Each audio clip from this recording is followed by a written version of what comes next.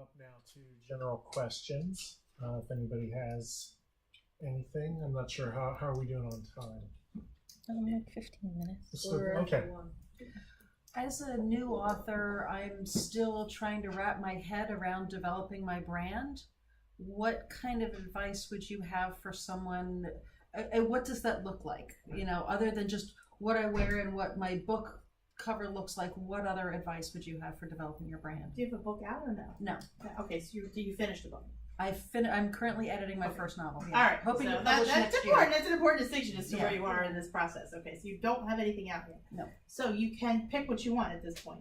At this point, you really just need to have your social media and just putting yourself out there as say, hey, talking about writing. I'm doing this today, or I'm editing today, or just writing about say, oh, this scene was really hard, or whatever. Just putting that out there that you are into that, because right now you're not. It's not that you don't want a brand to be formed already, but you don't know who's going to publish you. You don't know where the book is going to go. So leave yourself a little wiggle room to sort of refine it once you're on the path, because you don't know what you may have may turn some publishing house off, or it may, it just depends. So just leave yourself open to different things once you've sold the book. Can I ask you a question? When you talk about the social media, what are you talking about in particular when you're putting in something every day about yourself and what you're doing? Well, no, it doesn't even have to be every day. It just could be a tweet. And it doesn't even always have to be about yourself. But what are you talking about? Tweeting, Facebook? All of it. I have Twitter, Facebook, Instagram. Yeah. I don't do Snapchat, but and you do this, every week. Frequently, yeah. I mean, and even so, my Twitter and Instagram are both CNAR's author. Right. And then so it's all, even so, it's just pictures of my dog. Hey, me and the dog. Like I said, Stephen King has Molly, aka the Thing of People. It's a huge hit on Twitter. Everybody loves a corgi. So even if it's just me and my dog, hey, look, here's what that's it. And hey, you just want people. You want to be visual. You want to be accessible, but you don't want to beat people over the head with buy my book. And I know people on Twitter who do that. Like. They reset up and that's great. And you know what? To me, I'm taking a picture. You have to have a mix. Like, when I get a box of new author copies, I take a picture of the author copies and go, "Hey, look at this! It's awesome! I'm so excited!" And that's relatable to people. Not look at me, I'm awesome. Or buy this book. Because that gets old. I like doing a mix because I do events. I've done a series of events this last month. So every event I'll take a picture of my table and things like that, and tag the event so people know you're there. I'll put that out. Before I published though, it was a matter of I got a lot of followers on Twitter because they liked just some of the pictures that I was posting, because I would go and look for things that were just inspirational to me about my topic.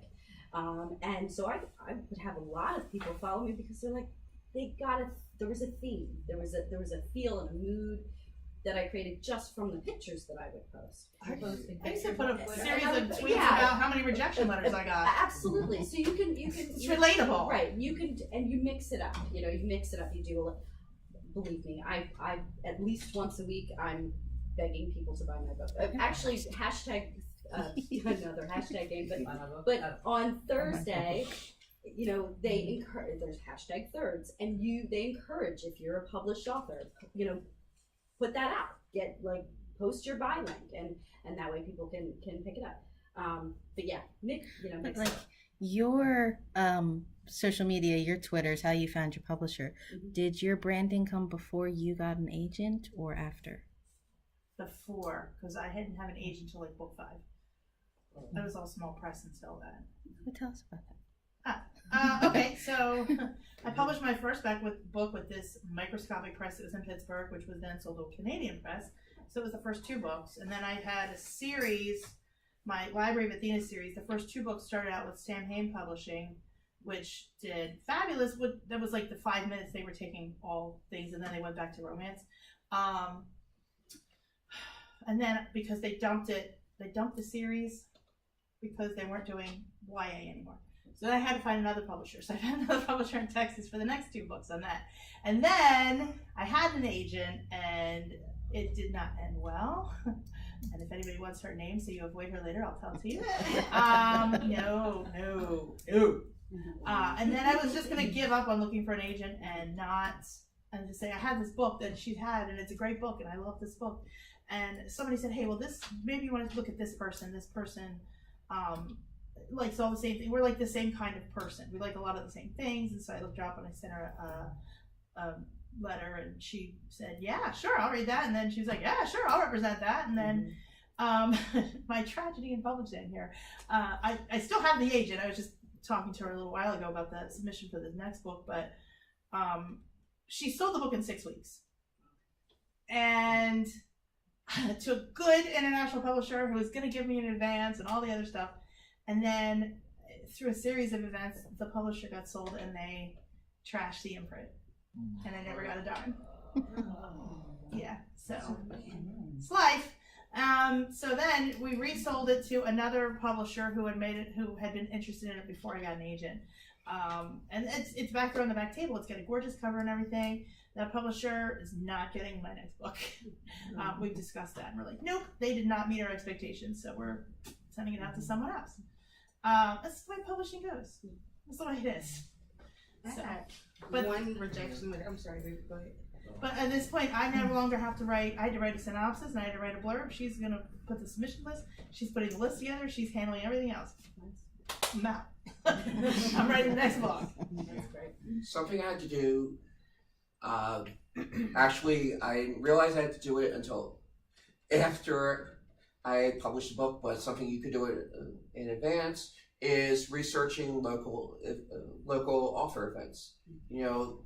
And give yourself like maybe 6 months or 8 months, you know, but like talking to people and finding out, you know, can I go to this library? Would I be able to be a speaker at this school?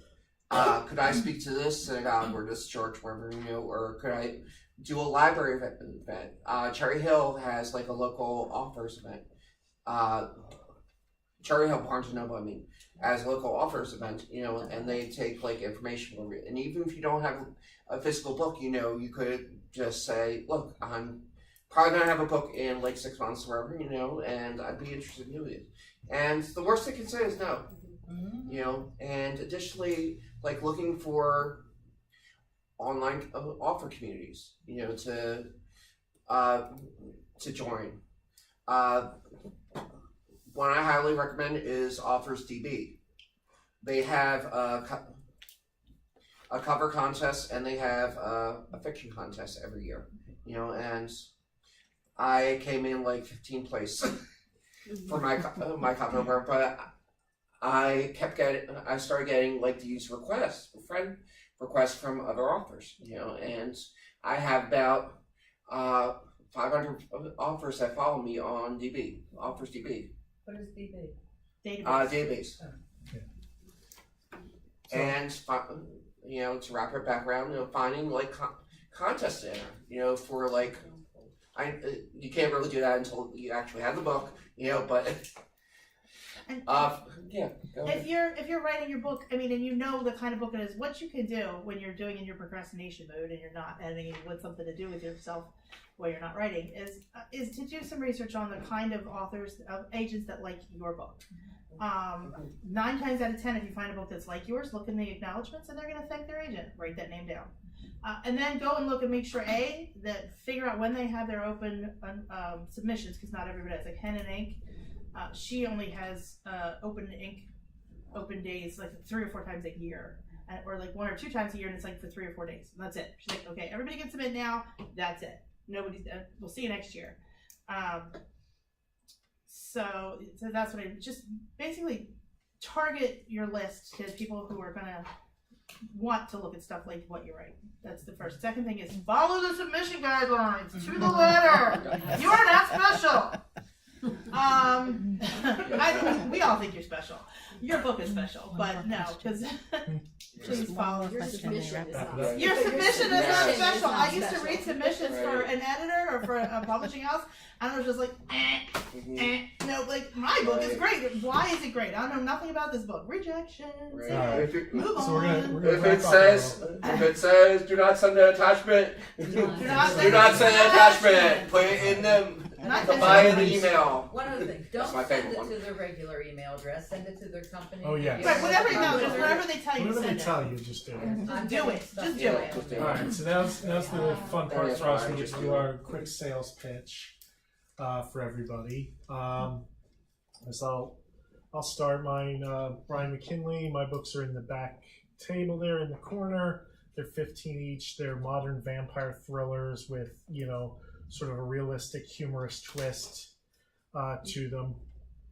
I think they're a lot of fun. If you like Anne Rice, True Blood, that sort of thing, that's definitely they're up there. They're up that kind of alley. All right. I write fantasy. My name's William Howard. I write fantasy fiction. My first novel takes place aboard the most desolate, most high security prison in the universe, Minerva, and the residents there are giant reptiles, and their masters are intelligent insects, and they have to prevent the worst criminal in the galaxy, Diabolix, from coming back from another dimension and wreaking havoc on their universe, which is already in chaos because they have a 500-year-old war between the two major insect races, the beetles and the bees. What's it called? That's the title. The Eye of Hermes, a Minerva novel. Oh, cool. Christina or some on the back table, squished in the middle. I have a bunch of different stuff back there, 2 of which are as self-published Wizard School novels, and my Library of Athena fantasy series, and my steampunk set in Philadelphia, which is actually a Cinderella retelling, by the way. So it's a fairy tale retelling steampunk historical fiction novel. Yeah. Squish it all in there. That's your There you genre. go. 95,000 words of it. Yeah. My name is Julia Press Simmons. The bulk of my work is under that name. My sci-fi and fantasy will be released later this year, end of November, early December, and under JP Simmons and Gibbs. So you can check me out. I'm also like an independent publisher, and like when y'all buy my books, I eat and you keep the lights on. So if y'all want to make a small donation through Amazon.